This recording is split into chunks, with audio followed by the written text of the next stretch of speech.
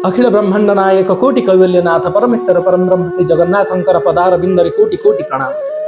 परम ब्रह्मंक ठारू प्रकृति, प्रकृति जीव। जेमिति सरकार चलैबा पाई विभिन्न प्रकार विभाग रही, ठीक सेमिति भगवान परम ब्रह्म निजे ही सर्व रूप विद्यमान है कि निजे निज सहित खेलुछन।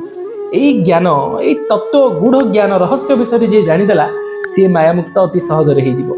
से नाम जपर द्वितीय अपराध अधिकांश भक्त माने करिथांती विष्णु और शिवंक मध्य भेद दृष्टि।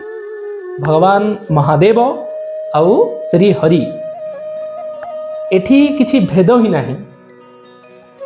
गोटे कॉइन रो गोटे मुद्रार द्वितीय पार्श्व जेमती थाए, दुईटी पार्श्व जेमती थाए, ठीक सेमिति भेद विहीन रुद्र आउ विष्णुंक संपर्क। शास्त्र अनुसार किछि जन्म मनुष्य जते बेले देवता मानक उपासना करे तार फलस्वरूप ताकू देवींकर उपासना प्राप्त होई थाए। माने किछि जन्म सी देवतांकर उपासक रूप रे जन्म हेबो, किछि जन्म पर सी देवी को उपासक रूप जन्म हेबो। देवी माया स्वरूप स्वयं आदिशक्ति ताकू फलस्वरूप शिव भक्ति प्रदान करती।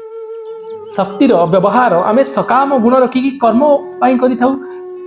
भक्ति करिबा किछि चाहिबा सेठू आसक्ति रहित भक्ति देवी प्रदान करती जेतेबेले शिवंक पाखरे मन निवेश करा जाए। माने देवी जेतेबेले शिवंक ठारे मन को स्थापन करती गोटे भक्तर, शिवर अर्थ होउची महादेवंकर अर्थ कौन, शिवर अर्थ कौन, शक्ति स्थिर हो जाए जोठी सेठी सकाम भक्ति नुह निष्कामता प्रदान करती महादेव।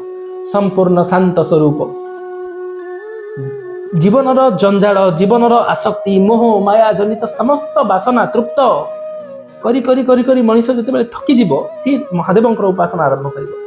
3 जन्म महादेवंकर उपासक हैला परे भक्तटे महादेवंकर फलस्वरूप सी कृष्ण भक्ति कृष्ण प्रेम प्राप्त करे। कृष्ण प्रेम प्राप्त हेछि जदि जीवन रे जगन्नाथ को जदि भल पाउछ, श्री हरि जदि भल लागुछंती, तार अर्थ एया जे केबे ना केबे किछि जन्म निश्चय आमे माने रुद्रंकर भक्त थिले। सेतिपई महादेव शिव हेउछंती परम वैष्णव। वैष्णव मानक मध्य अग्रगण्य होउछंती शिव।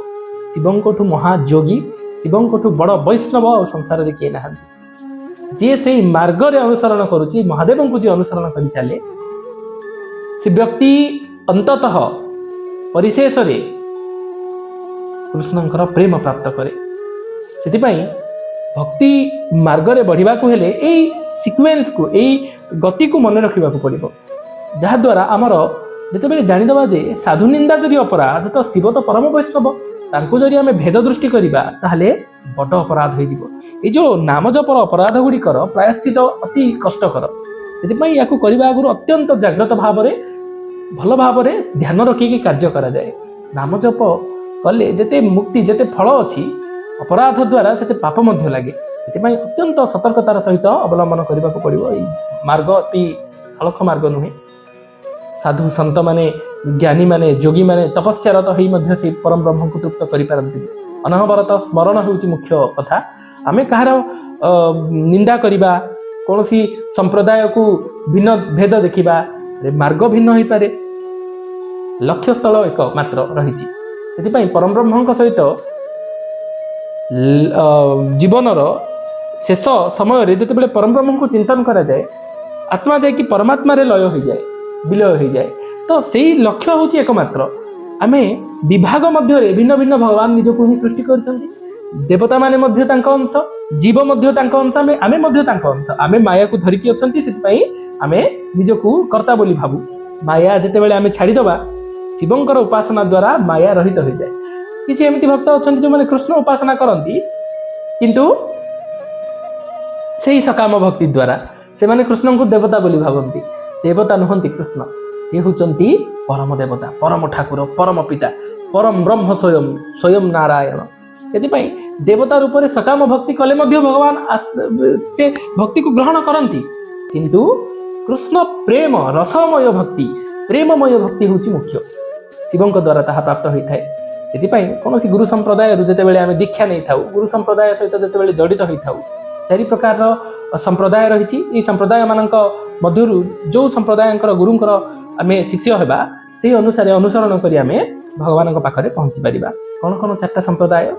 गोटे संप्रदाय ब्रह्म संप्रदाय जोटा ब्रह्मा आरंभ होती, गोटे संप्रदाय लक्ष्मी संप्रदाय जोटा श्री संप्रदाय कहुए, शिवंकर संप्रदाय एक रही, पुणी रुद्र संप्रदाय जहाँ कहुए, बाकी सनत कुमार जो 4 जन अच्छा सी गोटे संप्रदाय रही। से जो 4 संप्रदाय मध्य गुरु दीक्षा जिते मनीष नेब सी अति सहजरे भगवान मार्ग में गुरुंकर नौकार बसिक पार हो। तो ये हूँ द्वितीय अपराध जहाँ अधिकांश भक्त मान करि।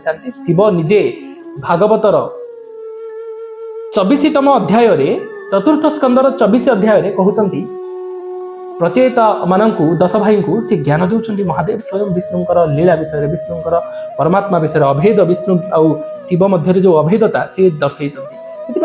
जदि दुई भगवान मध्य जेहेतु दुई ना किंतु तत्व अनुसार भगवान भितर जदि भेद से देखुना आम भक्त मैंने निज निज भितर झगड़ा करने किसी आवश्यक ना। सी होती परम कृपालु, तुम जहाँ को भजन कर उपयुक्त स्थल जाकि पहुँची जिते शीघ्र पारिबा परम ब्रह्मंकर जो साकार स्वरूप निर्गुण निराकार ब्रह्म हेले सी भक्त मान सगुण साकार होती से को गोटे देवतार जदि आम प्रति प्रीति आसूची से प्रीति को आम जदि एकनिष्ठ होइकी कार्य करबा ताहले धीरे धीरे सी उपयुक्त फल अनुसार ऊपर स्तर को पठेदेवे, परम ब्रह्म पाखे आम आसी पहुँची जावा। से चिंता करने विषय ना कि द्वंद्व दुख करने विषय ना। महादेव होती परम वैष्णव, तांकर भक्ति मध्य उपयुक्त स्थल में पहुँचईदेव। से भक्ति रे भेद देखा जाएनि, भक्ति रे प्रेम थाए, सेठी झगड़ा झांटी न थाए। झगड़ा झांटी जो होची सेठी प्रेम ना, मोह मोह और प्रेम रे भेद अच्छी। मोह रे संपूर्ण स्वाधीनता को कंट्रोल करा जाए, प्रेम रे स्वाधीनता प्रदान करा जाए। प्रेम देवा जिनिस, मोह बांधिबा जिनिस। प्रेम बंधन नुहे, प्रेम बंधन रे बांधी बंधन आम शब्दर खराब प्रयोग करूँ, मोह बंधन रे बांधी हुए, प्रेम बंधन रे बांधी नहीं, प्रेम बंधन मुक्त करा जाए। ये प्रकार जिते भाव आम रखा भगवान को सहजरे तृप्त कर।